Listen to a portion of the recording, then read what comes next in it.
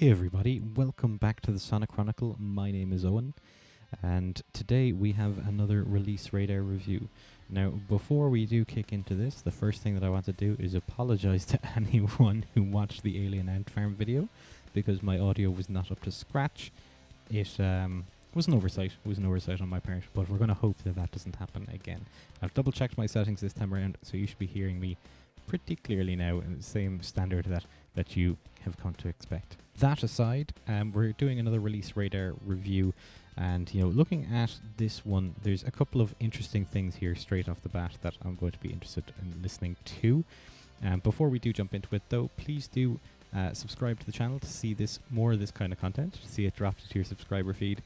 Like this video if you like what I'm doing, to show your support and to influence the algorithm, and of course if there's anything that is mentioned over the course of this video that you take umbrage with, or perhaps it's something that you want to offer support about, which is a rarity, go ahead and do so in the comments section under this video. Now that that's out of the way, let's jump in here, and we're going to start at the beginning here because that's a very good place to start, or so the song goes.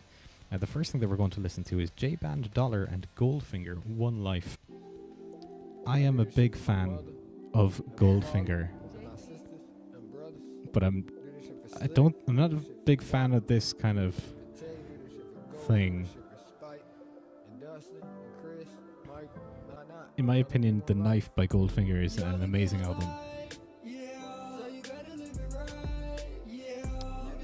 You will be pleased to know that this song is only 2 minutes 18 seconds long, so we've got that going for it. This is abrasive. The vocal style doesn't really seem to blend with the audio here. The music seems pretty chill, like lo-fi hip-hop beats, while the vocal is a bit aggressive. Lil Jon? Is that what he said? Where's Goldfinger in this? Oh, the heavy auto-tune.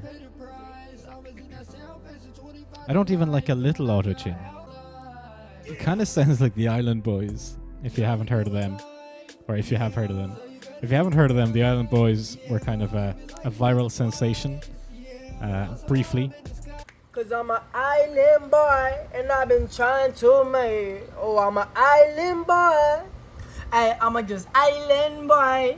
I'm just island boy. I'ma get key white grind. You're gonna keep that gun. I'll be just staring at the sun. I'm just out full gazing. I'm like, pull where I'm staying. They're like, you wanna be famous? I'm trying to be out the greatest. I'm gonna Florida boy. I get a real damn tropic. I'm like, yeah, then they kind of used their 15 minutes of fame to sell everything. Took every deal that they could get. And you know what? I would probably do the same in their position. I think one of them's arrested now, though. Or has been arrested. Yeah, that was not very good. That was pretty horrible. And I didn't hear any Goldfinger in there. So, they lied to me. They lied through to me through song. He lied to us through song. I hate when people do that. We're going to jump ahead and we're going to listen to Twerp, because I love Twerp, and immediately I'm reminded of why I love Twerp. Just unbelievable funk. I'd love a little bit of harpsichord in here. Oh, that's so cool. Just those stabs.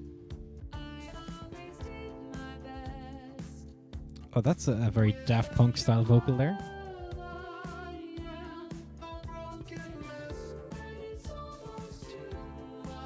Those backing vocals are crisp.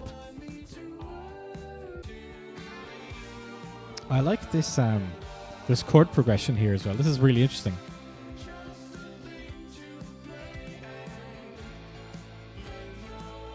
Nice.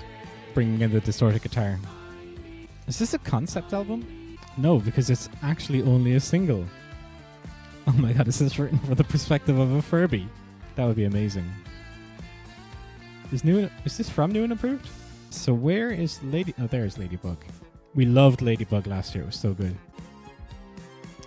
I'm liking the string lines, though. They're really cool. Oh, those vocal swells. Perfect.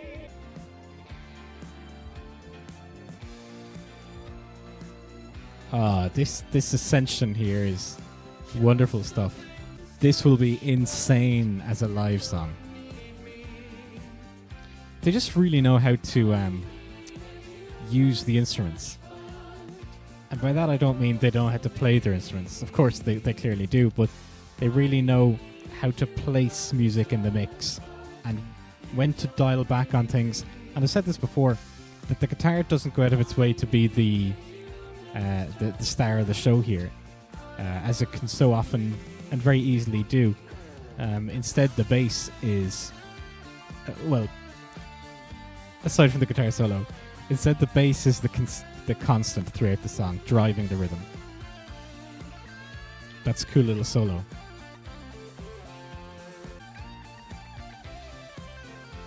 Oh, elements of classical in there as well, continuing the theme. A little bit of ABBA in there. Oh, give me those harmonies. I'll forgive the fade out for those harmonies and for the ABBA sound. It's very ABBA, but it's very good. They're just great. I just love Twerp, you know. Tupperware Remix Party. Stick them on your playlists all the time, all day, every day. Right, I'm going to skip over a bunch of stuff here. We're going to jump to Where Siberia Ended by Wasted. No, sorry. We're going to skip to Wasted Dance With Me by Where Siberia Ended from their EP Scar Tissue. This is their most popular song from that EP. 5,000 listens, 5,000 streams. This is the only thing they've released? No, not quite. What's their deal? Delft based? I don't know where Delft is. Inspired by bands like Pearl Jam, Joy Division, and Editors. Yeah. I can hear that. They just look like a couple of lads. This is very straightforward.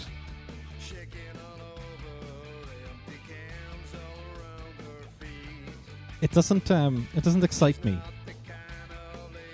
The pick scrapes across the wah pedal don't excite me.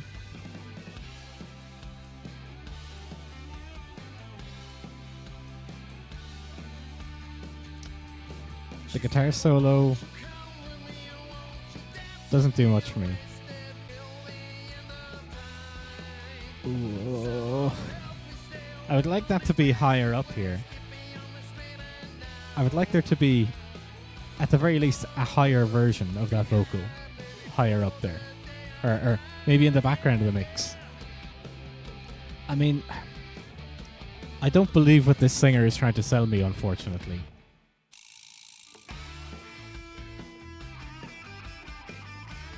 I remember once my producer on my first EP tried to put one of those in into one of my tracks. One of those rattlesnake rattles, and I vetoed it. I don't like them.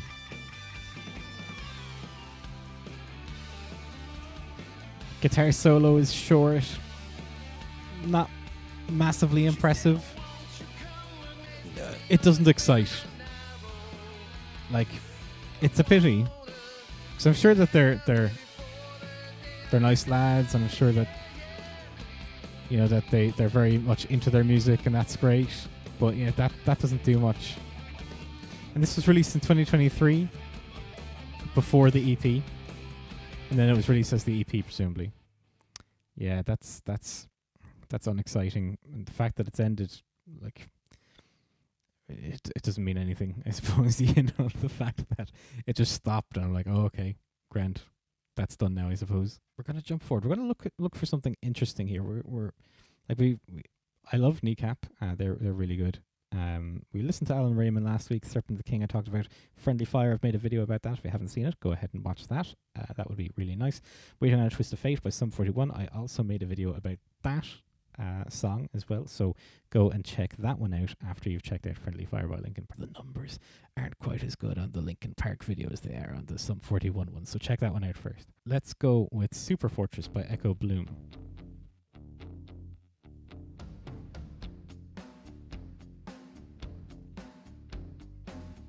My squad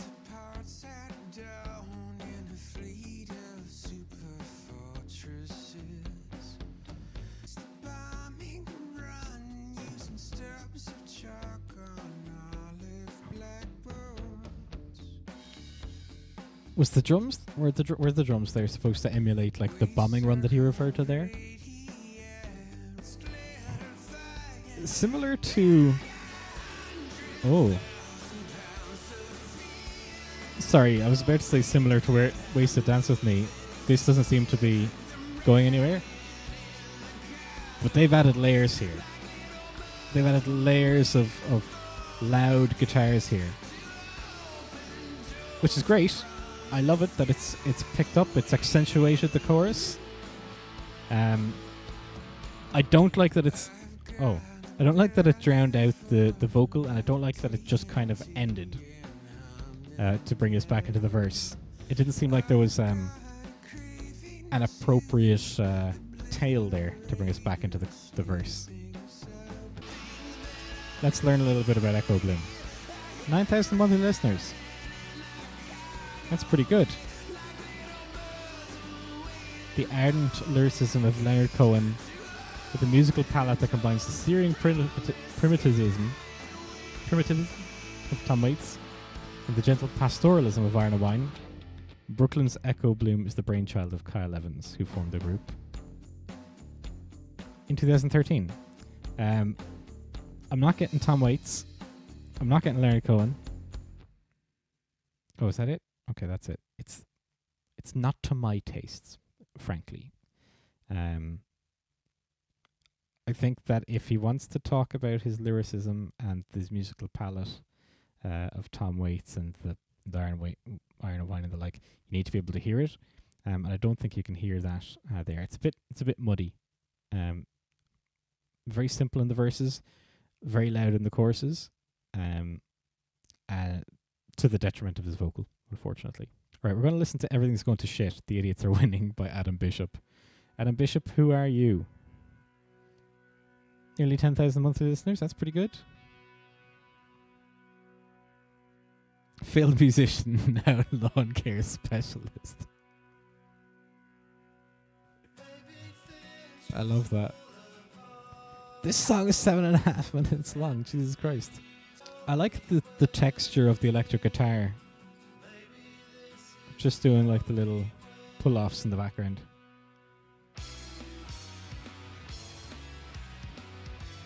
This took a turn. I'm impressed with this already. The time signatures are great. I feel like this song is going to go different places. Even more different places.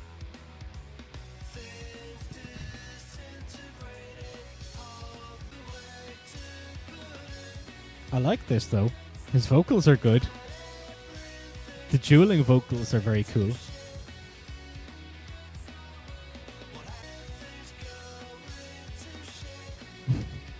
It's good. It's a good song.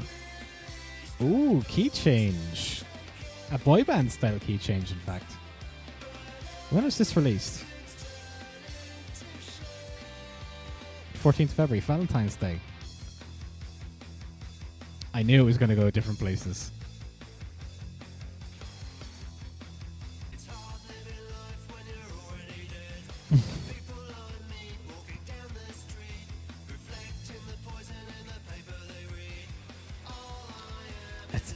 It kind of reminds me of like something that the Jam would write.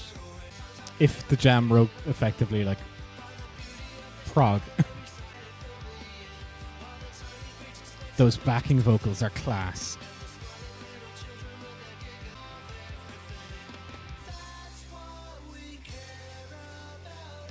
Oh, brilliant. Oh, and a guitar solo as well. This is great. I'm loving this.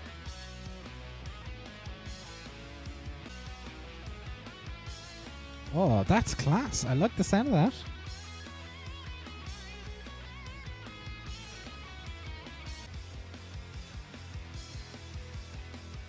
Oh, there's a real dark edge to this now. Like, it's all remaining roughly the same, but stuff is subtly changing about it. Just enough to keep the interest. There's still 2 minutes to go, folks.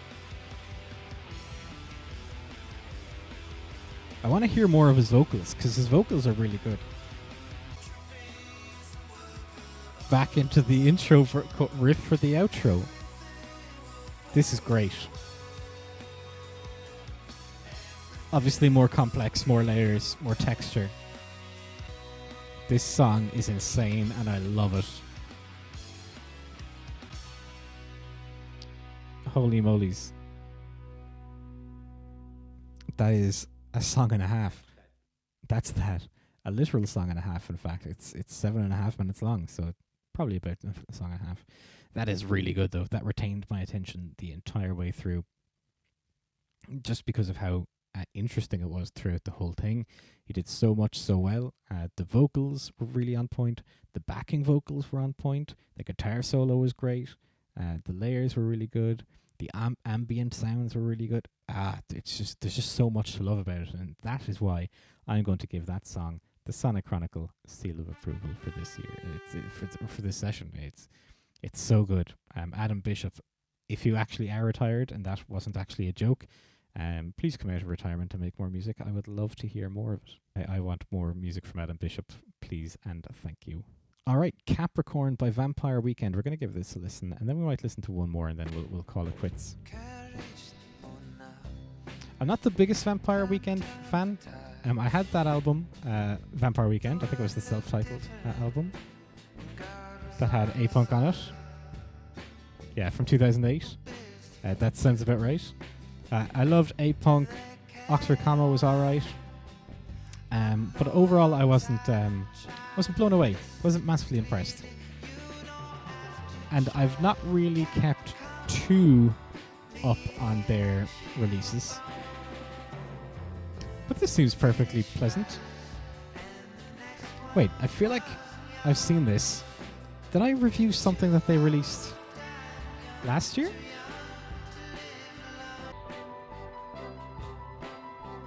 Maybe I didn't. Maybe I didn't. Maybe they didn't release anything last year.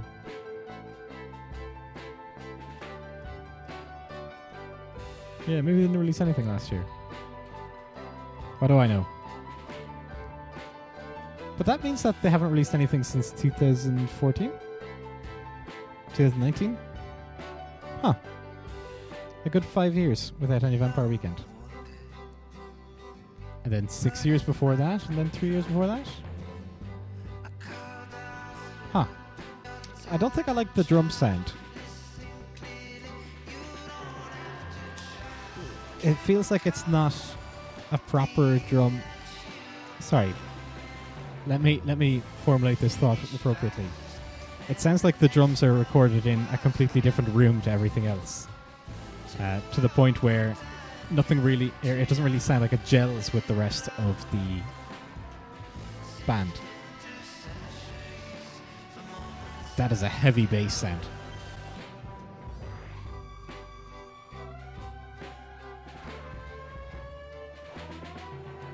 Those are weird sounds. Is that like a whammy pedal on a bass guitar, perhaps? That would be super weird. Although maybe I'll stop trying to figure out how bands did certain sounds on their tracks, given how, I suppose, not massively incorrect, but somewhat incorrect I was about Ribbon the Bones trying to figure out how they did that. Those weird video game noises on their song. The strings being kind of partially muted with like heavy distortion. You bring the pick down across the strings to kind of like sweep pick slightly. Is that what that was? Maybe it was.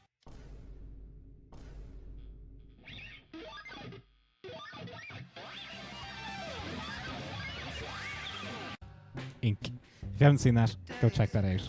Go check out my Instagram at Sonic Chronicle, because Ribbon the Bones showed me exactly how that's done on Instagram. But yes, this is perfectly fine. But it has the same problem that Vampire Weekend songs have with me in general, with the exception of A-Punk and Oxford Comma, that it's a bit too effortless, I suppose, or low energy.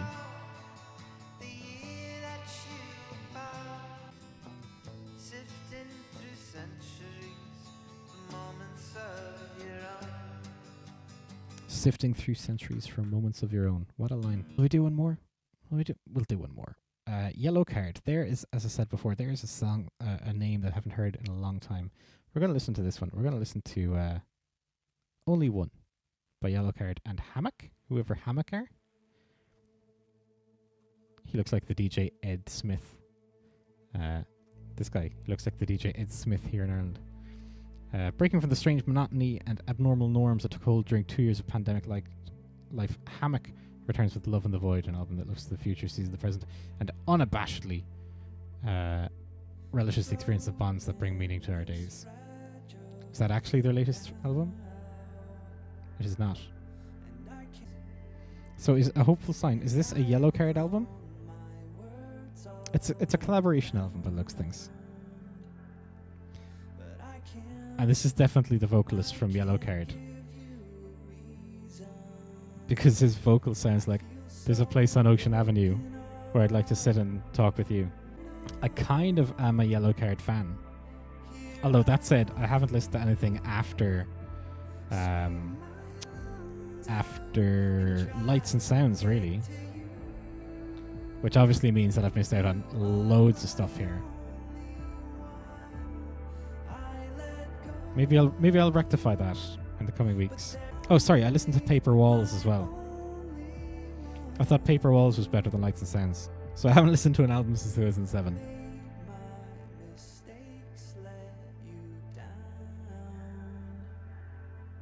This is nice though. Big and airy. Subtle guitars in the background.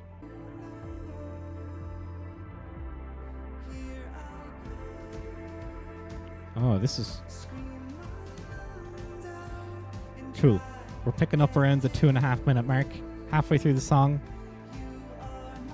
This back half is going to be heavier. No, it's not going to get heavier. It's not going to get... Bring in some guitars. Some discordant kind of like...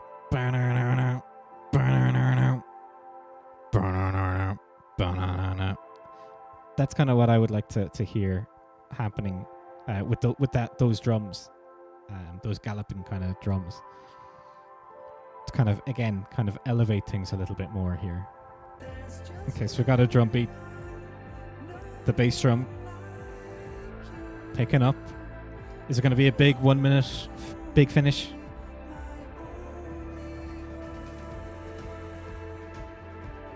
No big discordant guitars, but big airy notes. Yeah, I feel like this could be bigger. I feel like this could be more epic. It's a little bit too much like the intro of a song by Explosions in the Sky for my liking. It's not exciting enough for me. It's very pleasant, but it just doesn't excite me, which is a pity because I think that it really could if they did some things differently. That's what I think about that. So maybe I'll revisit Yellowcard's back catalogue over the coming days, coming weeks. That said, that is where we are going to leave this week's Release Radar review. If we were going to review it, this was an absolute lie. That was not very good. Human's Touch by Twerp was so good. Wasted Dance With Me was not very well produced. I don't think it was very good. I don't think the vocal was very, very strong. We listened to Super Fortress by Echo Bloom, which just wasn't very good either, unfortunately. We listened to Everything's Going to Shit by Adam Bishop, which was incredible, an unbelievable song. We listened to Capricorn by Vampire Weekend, which again wasn't great. And Only One by Yellowcard and Hammock, which was, had some flashes of quality, and I think it could be a really great song if they did a few things differently or made a few other decisions. But they did not, so it is not to my tastes, massively, unfortunately. So this one, not a great Release Radar review, but Adam Bishop and Twerp were the diamonds out of this one, to be honest with you. As I said, we're going to leave it there. Thank you all so much for stopping by to hang out with me while I went through this week's Release Radar on Spotify. If you like what I'm doing, please do hit the like button.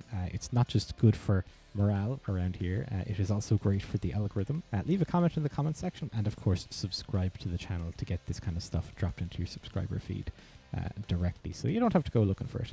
It's brought directly to you. But as always, thank you so much for joining me. I really appreciate you taking your time to go through this stuff with me. And I will see you in the next video. Bye-bye.